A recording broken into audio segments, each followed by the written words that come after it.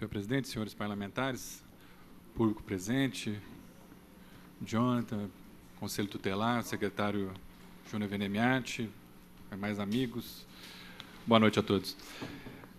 Eu quero começar elogiando e reconhecendo a importância da vinda do conselho tutelar a essa casa. Ouvi atentamente as palavras do conselheiro Jonathan e registrar também a importância de existir essa interação entre o Poder Legislativo e esse setor que cumpre esse importante papel de fiscalizar e cuidar dos direitos da criança e do adolescente. Fiquei, evidentemente, surpreso com os números, né, da questão de crimes sexuais contra crianças, né, ou pelo menos de denúncias de crimes sexuais contra crianças, né, uma média de quase 2 por mês, bastante preocupante para a nossa cidade. Mas tem esse lado positivo no sentido que as famílias procuraram e que isso pode efetivamente resultar numa solução para o problema.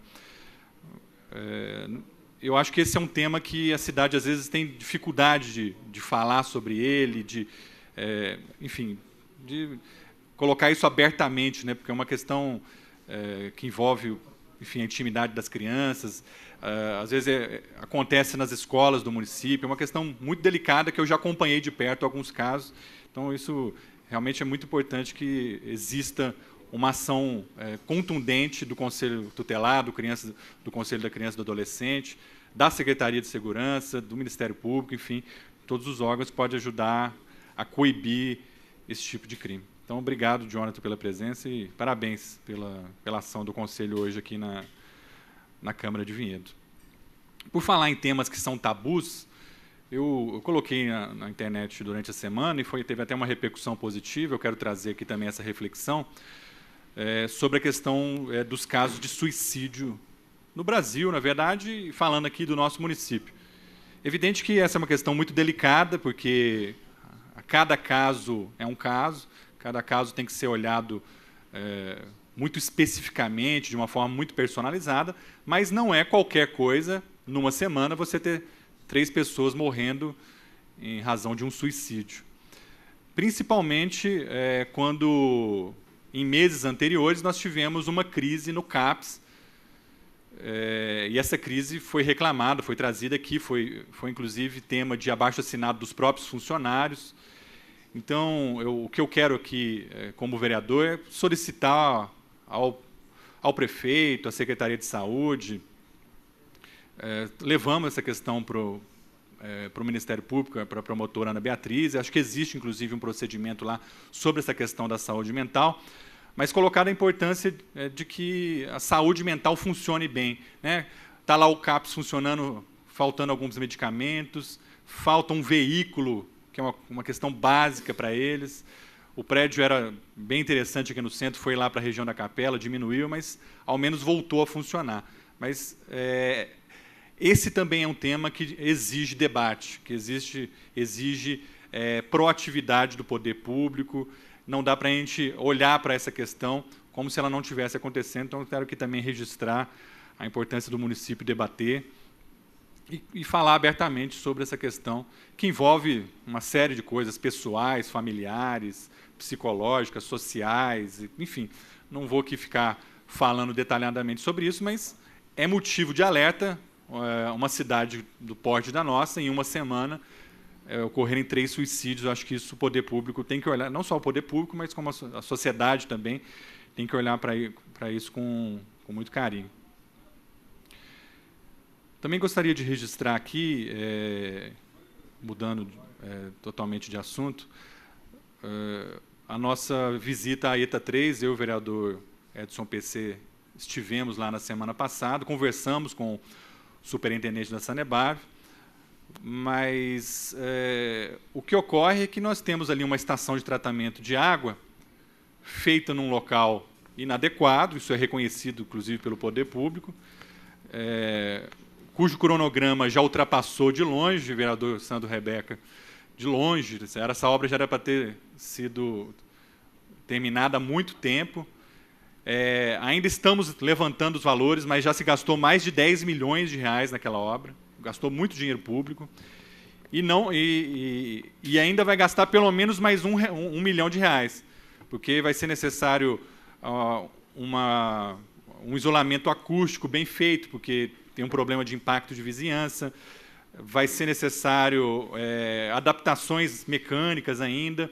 Tem o problema do perigo dos gases que são produzidos ali, e da forma como é organizada a estação de tratamento de água.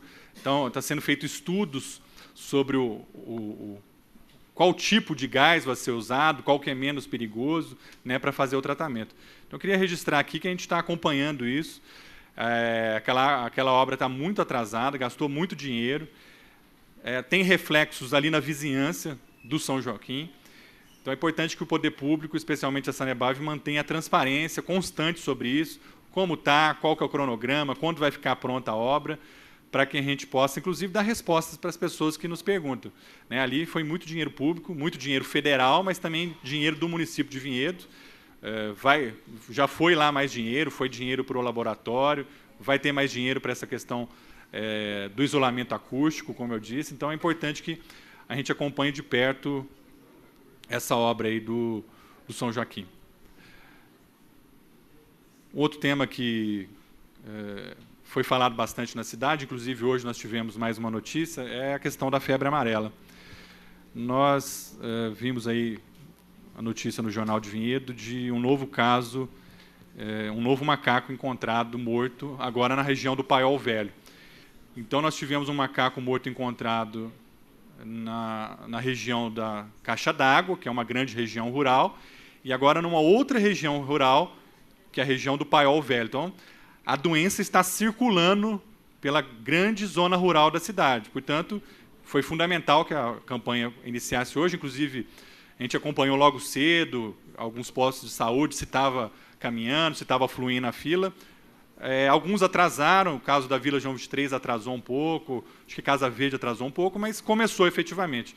Então, a nossa orientação para a população é que, de forma organizada, procure rapidamente se vacinar, né? Porque agora está em todas as unidades, está nas UBS, está na Policlínica da Capela, está no Centro Médico do São Mateus, enfim, tem várias possibilidades e vários locais para fazer a vacina. Então, é importante que isso seja feito com velocidade. Claro, com organização, há um limite, né, de doses diárias, de organização da fila, mas agora, realmente, na minha opinião, ficou bastante preocupante. Não é para causar alarde desnecessário, mas eu acho que, efetivamente, a doença bateu à nossa porta, então é preciso todo mundo vacinar. Com organização, mas é preciso vacinar. A questão dos cargos, hora extra, plantões, que foi um tema que foi tratado aqui na sessão passada, foi notícia do Tribuna de Vinhedo e do Jornal de Vinhedo. Vou colocar aqui um pouco do que eu penso sobre isso. Evidente que a hora extra muitas vezes é necessária. Eu falei isso hoje com alguns vereadores. Muita gente precisa fazer, há momentos que não tem jeito, tem que fazer hora extra, tem setores que são essenciais, faltou servidor, etc. O que não se admite, o que não se acha normal, nesse caso, é a quantidade absurda de horas extras ou de plantões, mas a gente pode usar o termo hora extra, porque, na verdade, são, de qualquer forma, tanto faz, são horários extraordinários de trabalho. E valores que ultrapassam o que ganha o prefeito municipal e alguns valores ultrapassam o que ganha os ministros do Supremo Tribunal Federal, que é o teto nem municipal, é o teto nacional. Vários casos de R$40 mil, R$35 mil, e um caso de R$53 mil. Imagine, em 2016, por exemplo, nós tivemos falta de medicamentos na cidade. Nós tivemos falta de um monte de coisa, corte de serviços, contas atrasadas, não pagamento de fundo de garantia de servidores, de INSS de servidores. Então, muitas contas foram atrasadas e muitas prioridades não foram providenciadas em razão de outras questões, mas quando a gente olha esses números, a gente vê que também existia claramente um problema de gestão. Um problema de gestão que pode se tornar um problema de improbidade de alguém. Por que a gente vai olhar para um negócio desse, uma pessoa ganhando R$50 mil, juntando? Tudo bem, podemos até descontar o INSS e o fundo de garantia, mas mais o salário, tem um lá que é 40 e poucos mil reais, sem o INSS e sem o fundo de garantia. Mais o salário vai dar próximo de R$50 mil. Então, eu fiz uma conta, por exemplo, os 70 e poucos reais agora que se quer dar de aumento. Então, um único médico que ganhou 50 mil reais daria para pagar aumento mensal para 600 servidores, 600 e alguma coisa. Então, quando a gente vai vendo esses números, a gente vai vendo o tamanho do absurdo que é, o escândalo que é o que aconteceu na Secretaria de Saúde, que levou, repito, não foi só isso, teve várias outras questões que levaram ao colapso das finanças do município, mas não há nenhuma dúvida que esse é um fator. E mesmo que todo esse pessoal efetivamente trabalhou, e isso precisa ser checado, se ocorreu mesmo que isso tenha ocorrido, isso não justifica, porque cada hora que é dobrada, tem horas lá de 100%, plantões que são pagados 100%, ora, você poderia, cada médico, contratar mais 2, 3 médicos. Enquanto isso, estava faltando pediatra, e eu não entendo isso. Ano passado, em outros anos, faltando pediatra na Policlínica da Capela, várias vezes. A Gazeta da Capela, por exemplo, divulgou várias vezes falta de pediatra, moradores falando, cadê os pediatras da Capela? E quando a gente olha a lista, é um monte de gente fazendo um monte de hora. Esse negócio tem que ser avaliado. Esse negócio vai ter que ser explicado tintim por tintim. Nós não podemos deixar a cidade de Vinhedo nessa situação.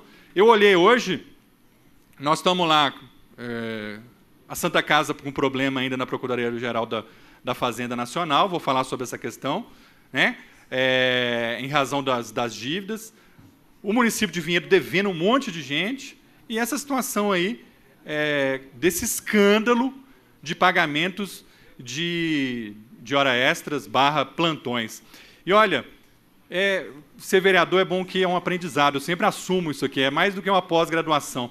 E eu estava olhando uns nomes ali, o PC, e aí você não estava ainda na legislatura passada, mas na CPI da Saúde, por exemplo, tinha uns 2 nomes lá, principalmente, que eles eram, nossa, radical contra a oposição, ferrenhos defensores do governo, não queria nem que a gente chegasse perto dos postos de saúde, eram radicais. Eu falava, não é possível, essa pessoa não é de partido político, não foi candidato, ele nunca saiu com a mulher, não tem nenhum problema com ele, pessoal, nada.